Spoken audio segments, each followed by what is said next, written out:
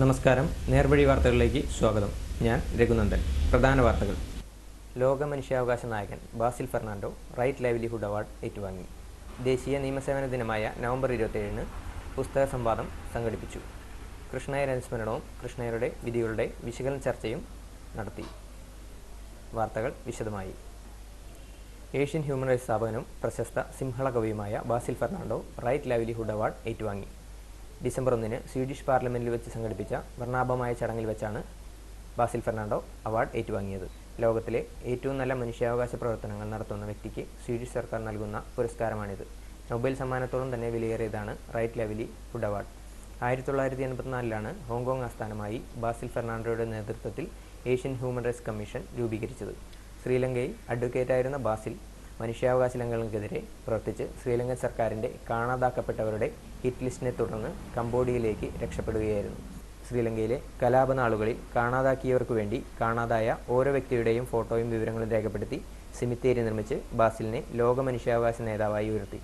നിയമങ്ങളുണ്ടായിട്ടും അത് നടപ്പിലാക്കാൻ ഭരണകൂടവും കോടതിയും ശ്രമിക്കാത്തതാണ് മനുഷ്യാവകാശ ലംഘനങ്ങളുടെ പ്രധാന കാരണമെന്നും മിക്കവാറും രാജ്യങ്ങളിലും നിയമവാഴ്ച നിലവിലില്ലെന്നും ബാസിൽ അവാർഡ് ഏറ്റുവാങ്ങിയതിനു ശേഷം മറുപടി പ്രസംഗത്തിൽ പറഞ്ഞു. AHRC chairman John Joseph Clancy, director Bijo Francis എന്നിവർ AHRCയെ പ്രതിനിധീകരിച്ച് ചടങ്ങിൽ പങ്കെടുത്തു.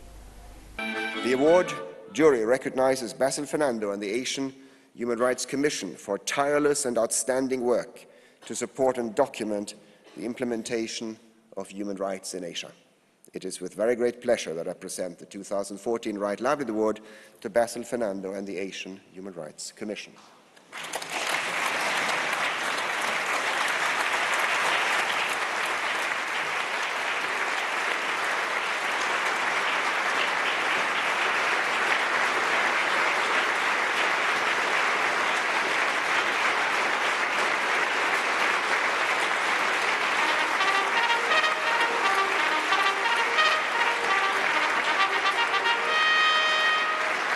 The reception of the Right Livelihood Award, both for myself as well as for the organization I represent, the Asian Human Rights Commission. Some 2 decades ago, the Asian Human Rights Commission was confronted with the problem of widespread impunity in most Asian countries where perpetrators of such grave crimes such as enforced disappearances, extrajudicial killings, torture and ill-treatment, and sexual abuse of women and many other forms of such human rights were able to get away without any legal consequences. We felt helpless.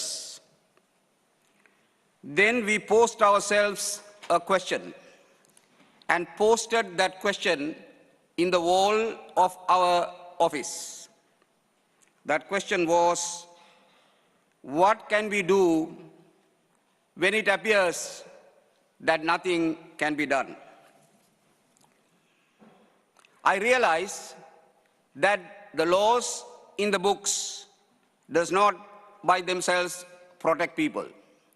We had plenty of such laws. However, what protects people are the functional institutions of a democracy, of a rule of law system. The functioning policing system, functioning prosecutor system, and a functioning judicial system is what is needed to protect people. We also observed that the beneficiaries of this system of justice were the criminals. When the criminals benefits from this type of policing, prosecution, and judiciary, every aspect of life becomes directly and indirectly criminalized, and the culture of fear prevails everywhere. It is this problem of justice system itself being a contributor to violence that has been the bewildering experience of most people in Asia particularly the poor. Ladies and gentlemen, our message from the Asian Human Rights Commission is that we need a new frontier in the human rights field, particularly for developing countries. This frontier is the frontier of institutional reforms.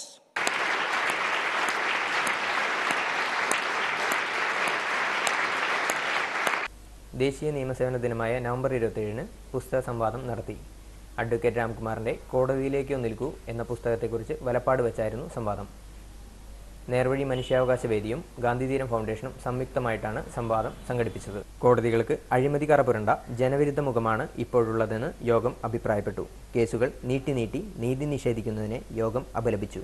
Alhind പത്രാധിപർ Jose താടിക്കാരൻ അധ്യക്ഷത വഹിച്ചു. ഗാന്ധിതീരം director CK Bijoy വിഷയം അവതരിപ്പിച്ചു. Nervazhi secretary TK Naveenendran, advocate Pradeep, NR Gopalan, Jayadeep Muttichur, Rajan Iyani, Thampi Kalathil, Rauf Chettuva തുടങ്ങിയവർ ചർച്ച നയിച്ചു. വീട്ടിൽ പോയി അദ്ദേഹത്തെ കണ്ട് ഈ പുസ്തകത്തിലെ കുറച്ച് സംശയങ്ങൾ കൂടി നമ്മൾ ചോദിച്ച് പ്രധാനപ്പെട്ട ഒരു വിഷയം, കോടതിയിൽ നടക്കുന്ന ഈ തരത്തിലുള്ള അഴിമതികളുടെയും പണാധിപത്യത്തിൻ്റെയും പ്രശ്നങ്ങളിൽ നിന്ന് പൊതുജനങ്ങൾ, പ്രത്യേകിച്ചും സാധാരണക്കാരായ ജനങ്ങൾ, ഇന്ത്യയിൽ ധാരാളം തർക്കങ്ങൾ ഉണ്ടാകുമ്പോൾ ആ തർക്കങ്ങൾ പരിഹരിക്കുന്നതിന് വേണ്ടി കോടതികളെ സമീപിക്കുകയും മറ്റ് മാർഗങ്ങൾ ഇന്ത്യയിൽ ഇപ്പോൾ ഇല്ലാതിരിക്കുകയും ചെയ്യുന്നൊരു സാഹചര്യത്തിൽ ആ കോടതികൾ പോലും മനുഷ്യൻ്റെ അടിസ്ഥാനപരമായ ബേസിക് ഫാക്ടറായ മനുഷ്യാവകാശങ്ങൾ ലംഘിച്ചുകൊണ്ട് അവൻ്റെ തർക്കങ്ങൾ നീട്ടിവെക്കുകയും ജീവിതത്തിൽ ഒരിക്കൽ പോലും അവന് പരിഹാരം കിട്ടാതെ മരണത്തിലേക്ക് അവൻ എത്തിച്ചേരുകയും ചെയ്യുന്ന ഏറ്റവും വലിയൊരു നീതി നിഷേധം നമ്മുടെ മുമ്പിൽ ഈ പുസ്തകം സാധാരണ മനുഷ്യരുമായിട്ട് പങ്കുവയ്ക്കുന്നത് പലപ്പോഴും ഈ നമ്മുടെ നീതിന്യായ വ്യവസ്ഥയുടെ അന്തർധാര എന്നൊക്കെ പറയാവുന്ന ജനാധിപത്യം, ഈ ജനാധിപത്യത്തിൽ ഇവിടുത്തെ ജുഡീഷ്യറിക്കും അതുപോലെ തന്നെ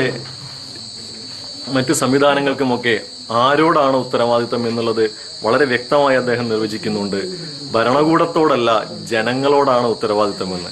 ജനങ്ങളോട് എന്ന് പറയുമ്പോൾ ഇവിടുത്തെ സാമാന്യ ജനങ്ങളോട്, ബഹുഭൂരിപക്ഷം വരുന്ന സാധാരണ ജനങ്ങളോടുള്ള ഉത്തരവാദിത്തം നടപ്പാക്കാൻ തയ്യാറായ ഉദ്യോഗസ്ഥ വിഭാഗങ്ങളും അതുപോലെ തന്നെ നീതിന്യായ വ്യവസ്ഥയെ നിയന്ത്രിക്കുന്നവരും അതുപോലെ തന്നെ നിയമസഭാ സംവിധാനങ്ങളും ഒക്കെ തന്നെ ഇന്ന് ആരുടെ പക്ഷത്ത് നിൽക്കുന്നു, അവർ ഏത് രീതിയിൽ പ്രവർത്തിക്കുന്നു എന്നുള്ളതിനെ സംബന്ധിച്ച് ചിന്തിക്കൽ കൂടിയാണ് ഈ സമയത്ത് നമ്മൾ നടത്തേണ്ട ഏറ്റവും പ്രധാനപ്പെട്ട.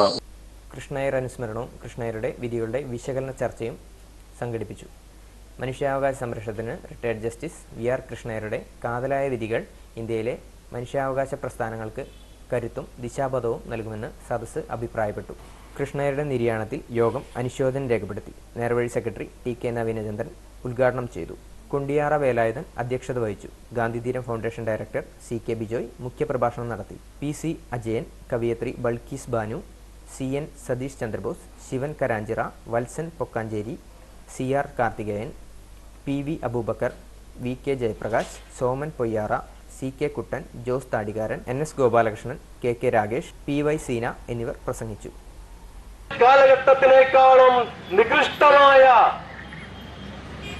ജയിലറുകൾ ഇന്ത്യൻ സ്വാതന്ത്ര്യ സാഹചര്യത്തിലും സ്വതന്ത്ര ഇന്ത്യയിലും സംഭവിച്ചുകൊണ്ടിരുന്നപ്പോൾ അതിനെതിരെ വിരൽ ചൂണ്ടാൻ, അതിലെ മനുഷ്യാവകാശ ധ്വംസനത്തിന്റെ ധ്വനികൾ തിരിച്ചറിയുവാൻ കഴിഞ്ഞ ഒരേയൊരു നീതിപാലകനാണ് VR കൃഷ്ണയ്യർ.